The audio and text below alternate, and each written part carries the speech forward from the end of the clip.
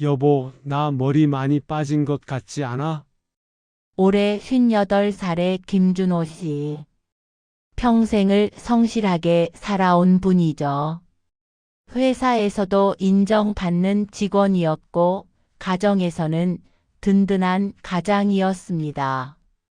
하지만 최근 몇 년 사이 준호 씨에게 작은 변화가 생기기 시작했습니다.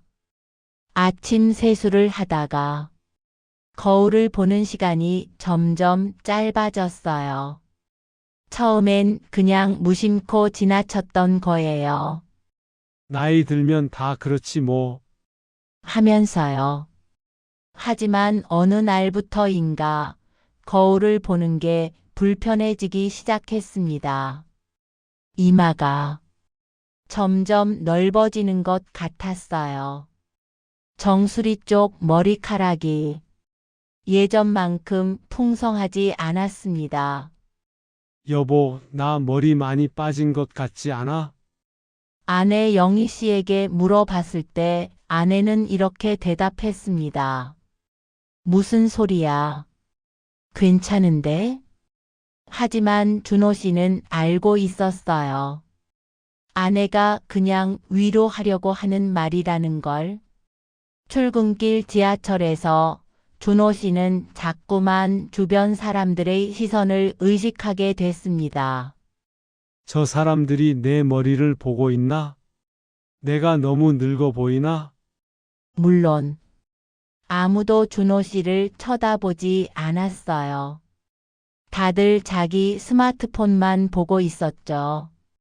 하지만 준호 씨의 마음속에서는 모든 시선이 자신의 머리를 향하고 있는 것 같았습니다.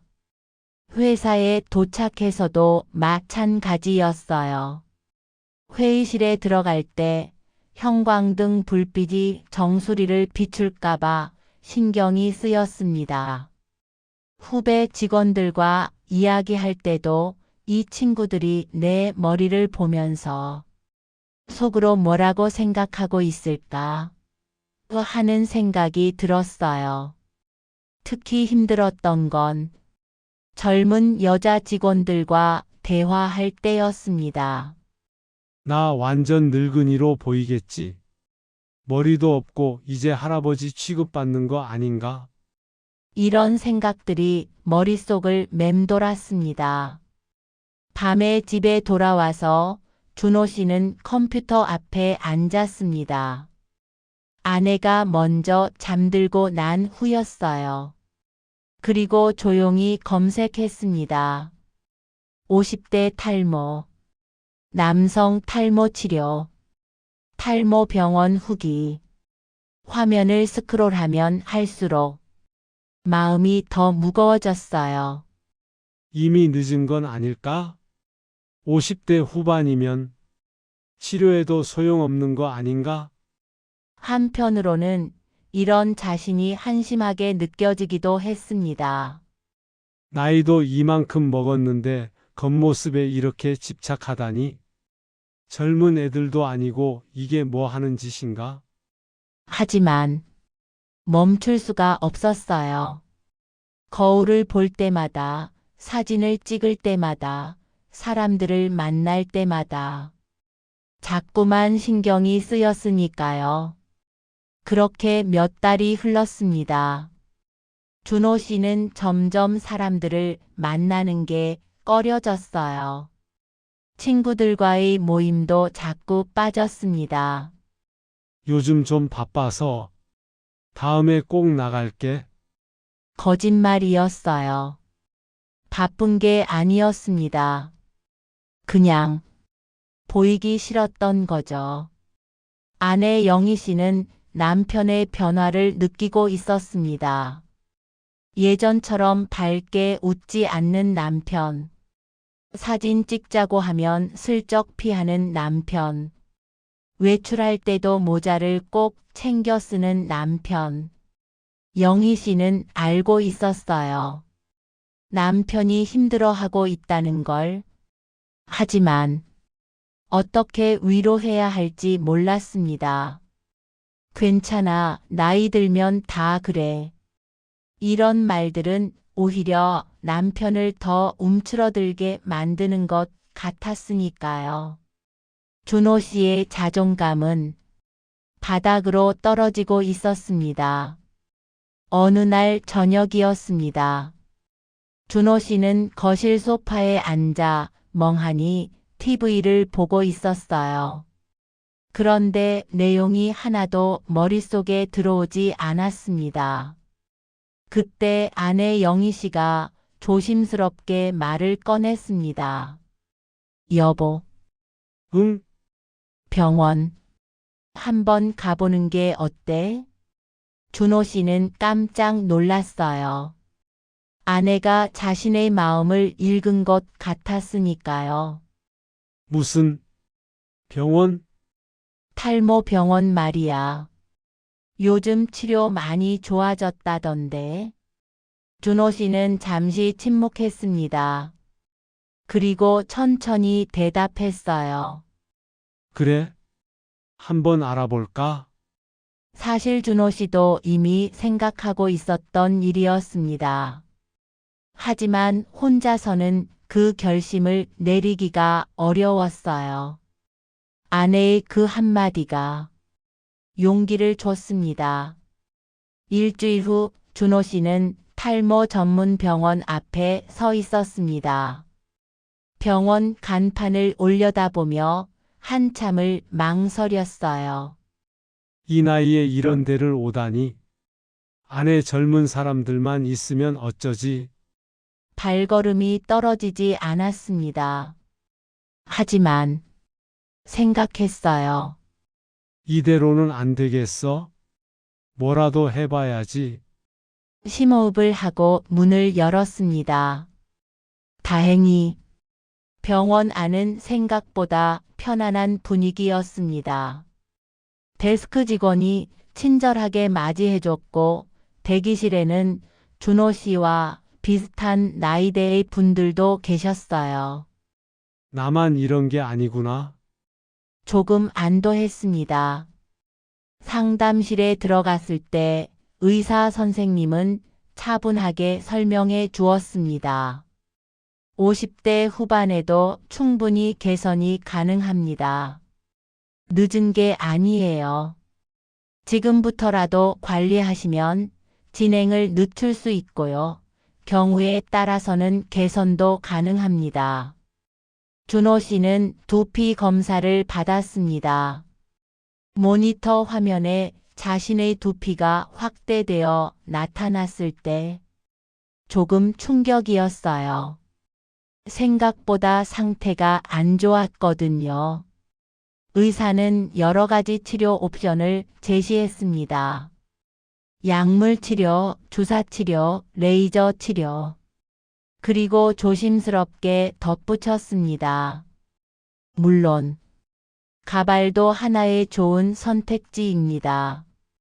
특히 빠른 외관 개선을 원하시는 경우에는요. 준호 씨는 고개를 저었어요. 가발은 좀 그렇지 않나요? 티나면 창피하고. 의사는 미소 지었습니다. 요즘 가발은 예전과 많이 달라요. 전혀 티가 안 나게 만들 수 있습니다. 일단 치료부터 시작해 보시고 나중에 생각해 보셔도 좋아요. 준호 씨는 일단 약물 치료부터 시작하기로 했습니다. 병원을 나서면서 마음이 조금 가벼워진 것 같았어요. 뭐라도 하고 있다는 느낌이 들었으니까요. 하지만 동시에 또 다른 걱정이 밀려왔습니다. 이게 효과가 있을까? 몇 개월이 걸릴까? 그 사이에 더 빠지면 어떡하지? 준호 씨의 마음은 여전히 무겁고 불안했습니다. 영희 씨는 남편의 변화를 하루하루 지켜보고 있었습니다. 병원에 다녀온 후 처음에는 조금 밝아진 것 같았어요. 하지만 시간이 지나도 남편의 표정은 여전히 어두웠습니다. 아침에 거울 보는 시간도 여전히 짧았고 모임도 여전히 피했어요. 어느 날 밤 영희 씨는 남편이 잠든 후에 거실로 나왔습니다. 그리고 조용히 울었어요. 30년을 함께 산 남편이었습니다. 젊었을 때는 자신감 넘치고 당당했던 사람. 힘든 일이 있어도 씩씩하게 헤쳐나가던 사람. 그런 남편이 이렇게 움츠러들어 있는 모습을 보는 게 너무 가슴 아팠습니다. 내가 뭘 해줄 수 있을까? 어떻게 하면 다시 예전처럼 웃게 만들 수 있을까? 그날 밤 영희 씨는 오랫동안 생각했습니다. 다음 날 아침 영희 씨는 남편이 출근한 후에 다시 그 병원에 전화를 걸었습니다. 저 환자 보호자인데요. 상담 좀 받을 수 있을까요? 병원 직원은 친절하게 안내해줬고 영희 씨는 혼자 병원을 찾아갔습니다. 상담실에서 영희 씨는 솔직하게 말했어요. 제 남편이 요즘 많이 힘들어해요. 치료를 시작했는데 효과가 바로 나타나지 않으니까 더 우울해하는 것 같아요. 제가 뭔가 해주고 싶은데 방법이 없을까요? 의사는 잠시 생각하더니 조심스럽게 제안했습니다. 부인께서 가발을 선물로 준비해 보시는 건 어떨까요? 지금 치료도 중요하지만 즉각적인 외관 개선이 심리적으로 큰 도움이 될 수 있거든요. 영희 씨는 눈이 휘둥그레졌어요. 가발이요? 하지만 남편이 거부감이 있을 것 같은데요. 맞아요. 처음에는 많은 분들이 그래요. 하지만 요즘 가발은 정말 자연스럽습니다. 그리고 사랑하는 사람이 정성껏 준비해준 선물이라면 의미가 다를 거예요. 영희 씨는 한참을 고민했습니다. 그날부터 영희 씨의 비밀 프로젝트가 시작됐습니다. 남편 몰래 가발을 맞추기 위해 병원을 여러 번 방문했어요. 남편의 머리 사이즈, 머리카락 색깔, 스타일, 모든 걸 세심하게 상담했습니다. 자연스러운 게 가장 중요해요. 티 나면 안 돼요. 그리고 너무 젊어 보이는 것보다는 딱 나이에 맞는 자연스러운 느낌으로요. 가발 제작에는 몇 주가 걸렸습니다. 그 사이에 영희 씨는 또 다른 계획을 세웠어요. 그냥 주는 것보다 특별하게 만들어주고 싶어. 남편이 정말 소중한 사람이라는 걸 느끼게 해주고 싶어. 그래서 생각해낸 게 서프라이즈 파티였습니다. 남편이 좋아하는 음식을 한 상 가득 차려놓고 가발을 선물하는 거죠. 영희 씨는 설레는 마음으로 준비를 시작했습니다. 냉장고를 가득 채우고 레시피를 찾아보고 집 안을 깨끗이 청소했어요. 그리고 가장 중요한 편지도 썼습니다. 남편에게 전하고 싶었던 그동안 못했던 말들을. 드디어 그날이 왔습니다. 토요일 아침 영희 씨는 일찍 일어나 부엌으로 향했어요. 남편 준호 씨는 아직 자고 있었습니다. 영희 씨는 조용히 하지만 분주하게 움직였어요. 남편이 좋아하는 갈비찜을 만들었습니다. 정성스럽게 고기를 재워두었던 것을 꺼내 천천히 끓이기 시작했어요. 그리고 남편이 좋아하는 반찬들, 고등어구이, 시금치나물, 도토리묵, 파김치 하나하나 정성껏 준비했습니다. 아침 햇살이 부엌으로 들어왔고 음식 냄새가 집 안 가득 퍼졌어요. 무슨 냄새지? 남편이 일어나는 소리가 들렸습니다. 아, 여보 일어났어? 오늘 좀 특별한 날이야. 특별한 날? 무슨? 나중에 알려줄게. 일단 씻고 나와. 준호 씨는 고개를 갸우뚱했지만 화장실로 향했습니다. 준호 씨가 거실로 나왔을 때 눈앞의 광경에 깜짝 놀랐습니다. 식탁 위에 음식이 가득했어요. 갈비찜, 생선구이, 각종 나물과 반찬들. 마치 명절 같았습니다. 여보, 이게 다 뭐야? 영희 씨는 미소를 지으며 대답했어요.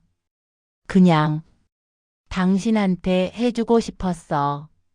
무슨 특별한 날도 아닌데, 특별한 날이어야만 이렇게 하나? 그냥 하고 싶어서 한 거야. 준호 씨는 멍하니 식탁을 바라봤습니다. 아내가 이렇게 정성스럽게 준비한 게 얼마 만인가 싶었어요. 앉아. 같이 먹자. 두 사람은 마주 앉았습니다. 영희 씨는 남편의 그릇에 밥을 푸고 국을 따라주고 반찬을 권했어요. 많이 먹어. 당신 좋아하는 것들로만 준비했어.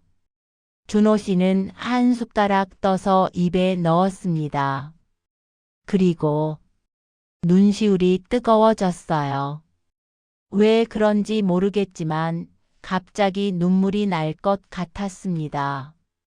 식사를 마치고 영희 씨는 잠시 자리를 비웠습니다. 그리고 방에서 뭔가를 들고 나왔어요. 예쁘게 포장된 상자 하나와 편지 봉투. 여보 이거 당신 줄 거야. 준호 씨는 어리둥절한 표정으로 상자를 받아들었습니다. 이게 뭔데? 열어봐. 준호 씨는 천천히 포장을 풀었습니다. 그리고 상자를 열었을 때 숨이 멎는 것 같았어요. 그 안에는 가발이 들어 있었습니다. 준호 씨는 말없이 그것을 꺼내 들었어요. 자연스러운 색깔, 자신의 머리카락과 비슷한 질감. 이건 영희 씨가 조용히 말했습니다. 당신이 요즘 얼마나 힘들어 하는지 알아. 거울 보기 싫어하는 것도 알고 사람들 만나기 꺼려 하는 것도 알아. 그래서 준비했어. 당신이 다시 자신감을 찾았으면 좋겠어서. 준호 씨는 가발을 내려다보며 아무 말도 할 수 없었습니다. 편지도 있어. 읽어봐. 떨리는 손으로 편지를 펼쳤습니다. 편지에는 이렇게 쓰여 있었습니다. 여보, 30년을 함께 살았어요. 그동안 당신은 항상 강한 사람이었죠. 우리 가족을 위해 열심히 일하고 힘든 일이 있어도 웃으며 이겨냈어요. 그런 당신을 보면서 나는 당신이 자랑스러웠어요. 하지만 요즘 당신을 보면 가슴이 아파요. 거울 보기를 피하고 사람들 만나기를 꺼려하고 점점 작아지는 것 같아서요. 여보, 들어봐요. 당신의 가치는 머리카락에 있지 않아요. 당신이 살아온 삶, 당신이 사랑해온 사람들, 당신의 따뜻한 마음. 그게 당신이에요. 이 가발은 마법이 아니에요. 이걸 쓴다고 해서 당신이 갑자기 달라지는 건 아니죠. 하지만 당신이 다시 웃을 수 있다면, 당신이 다시 자신감을 찾을 수 있다면 그걸로 충분해요. 당신은 지금도 충분히 멋있어요. 내 눈에는 그래요. 사랑해요, 여보. 앞으로도 쭉 함께 가요. 마이너스 영희가. 준호 씨는 편지를 읽으며 울었습니다. 소리 없이 조용히. 30년 결혼 생활에서 아내 앞에서 운 적이 몇 번이나 될까요? 하지만 이날은 참을 수가 없었습니다. 준호 씨는 그날 가발을 써봤습니다. 거울 앞에 섰을 때 오랜만에 자신의 모습이 괜찮아 보였어요. 물론 가발이 전부를 바꿔준 건 아니었습니다. 하지만 그것보다 더 중요한 걸 깨달았어요. 자신을 이렇게까지 사랑해주는 사람이 있다는 것. 자신의 아픔을 함께 나누려는 사람이 있다는 것. 그게 진짜 힘이 됐습니다. 다음 주 월요일 준호 씨는 회사에 갔습니다. 가발을 쓰고 간 건 아니에요. 그냥 평소처럼. 하지만 뭔가 달랐습니다. 사람들의 시선이 더 이상 두렵지 않았어요. 그래, 나 머리 좀 빠졌어? 그게 어때서? 나는 여전히 나잖아. 그리고 그 주말 오랜만에 친구들 모임에 나갔습니다.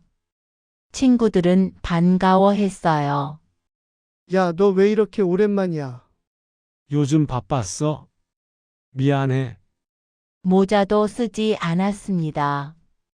그냥 당당하게 집에 돌아와서 영희 씨에게 말했어요. 여보, 고마워. 뭐가? 모든 게. 여러분, 이 이야기는 해피엔딩일까요? 이 이야기에 공감되신다면 좋아요와 구독 눌러주세요.